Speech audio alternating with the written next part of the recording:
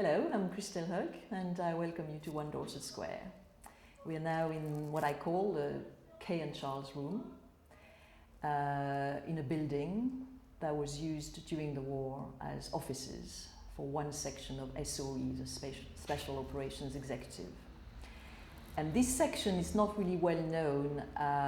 It was a French section, but there was another French section on Baker Street. This one was a smaller section and it was a Gaullist section.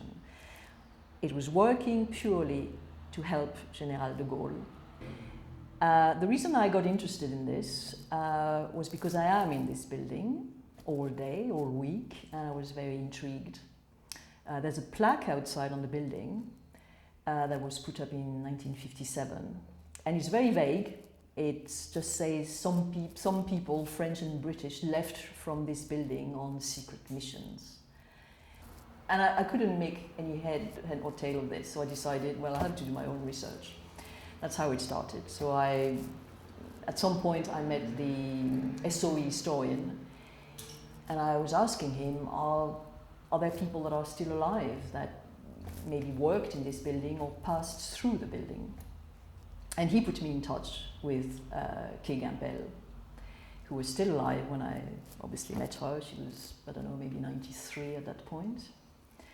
And I began to visit her and to ask her questions. I'd done a bit of reading by then, so I had some precise questions, and otherwise I would let her talk. And she told me her story, the story of the staff in this building, the story of her friends, etc.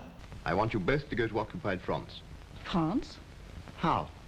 By sea or air, only you won't be going in uniform. What do we do when we get there? Organize resistance, act as liaison officers with London. Would we be working together? I hope so. Miss Williams would be your wireless operator. Do you think we're the right people for the job? We're sure of it. All right, I'm on. Of course. Kay met in this building, and quite possibly in this very room, a man she fell in love with, whom she knew as Charles Beauchamp.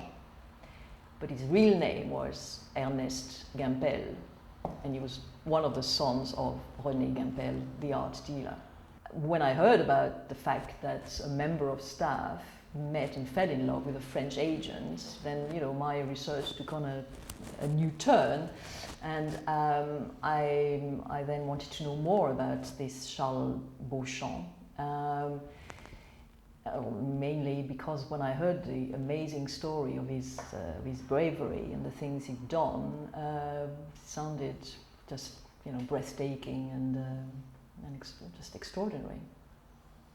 So Kay's job was to issue the wireless sets to the agents, to give them their codes, to go over that with them so that by the time they were in France in the field they would communicate with the radio station.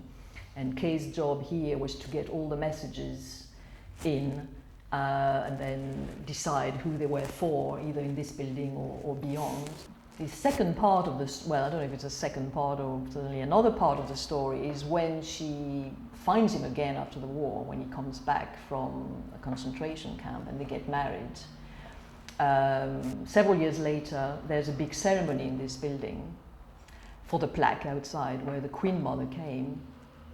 And the Queen Mother, was going around various agents and people like Kay and asking them to tell their story. And that's how Kay told the story of her love story with Charles, and the Queen Mother was very, very touched. And it was all over the British press the next day. And that's the wedding photo. So it's 29th of August 45. He's recuperated, I would say, after his ordeal in the concentration camp. This is wedding photo with other agents of SOE, all wearing their uniform. This is his brother, the one who was in the RAF during the war, because the extraordinary things about the Gampels, they all took part, they all did their bit, as the British say. I like this photo, even though it's not very good quality, but that's the house where Kay lived during the war. And it's quite famous in some books about SOE because there was lots of parties. It was near Harrods in Knightsbridge, on top of a dairy. And she had several roommates who also worked in various secret services for the war effort. and Kay and Charles are there. This one is her application form when she applied for a position in SOE. So it's handwritten by her. And you know, it gives her French level BBB, she had some German. Her interests were writing, history, journalism, etc. So that's, and that's Kay posing at a Baker Street photograph.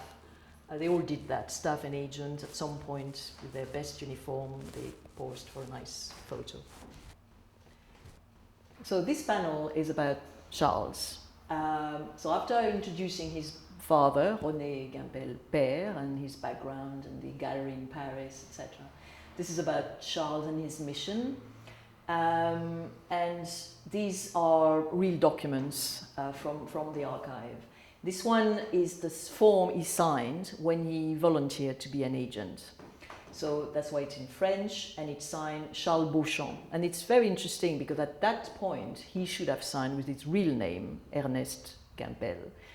But the name Gimpel was quite well known and was connected to a well-known family in London. And I suspect this is why he had adopted quite early another name.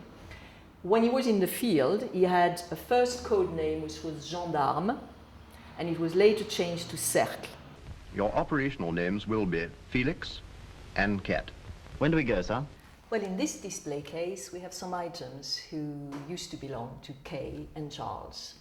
So these are medals that Kay received. This one is from the French. It's Médaille de la Reconnaissance Française, French gratitude. This is British. This is the MBE. This is Charles. He received one of the highest honors bestowed by de Gaulle. It's an honor that de Gaulle created himself to reward the people who served the cause and the liberation of France. And there's only a limited number of these people receiving this Croix de la Libération. And Charles was one of them. This is very, very special. This is a cigarette case. They all used to smoke in those days. Cigarette? Thank you. Thank you, sir.